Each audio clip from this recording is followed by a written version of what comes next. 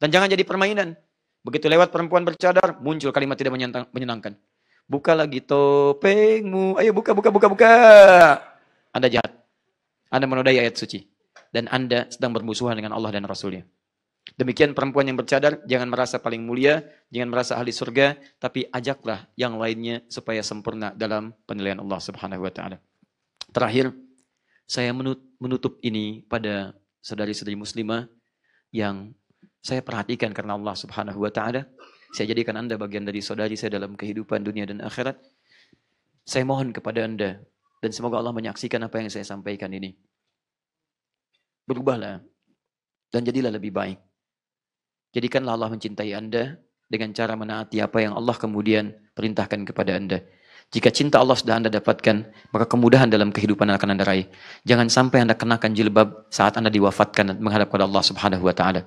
Karena setiap perempuan muslimah ketika wafat, maka dia akan mendapatkan kain kafan tambahan untuk jilbabnya.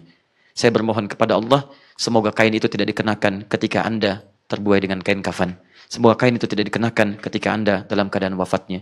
Semoga itu tidak dikenakan ketika Anda berubah status menjadi almarhumah dan jenazah. Karena itu, pada teman-teman yang akhwat, perempuan, ayo yang belum pakai kerudung, belum pakai jilbab, secara bertahap. Orang tuanya mendoakan untuk anaknya, mengarahkan yang terbaik, dan berikan motivasi dan hukum-hukum itu sesuai dengan konsekuensi-konsekuensinya. Nah, kalau pakai itu, kamu akan lebih disayang. Nah, kalau pakai itu, kamu akan semakin dapat rahmat Allah.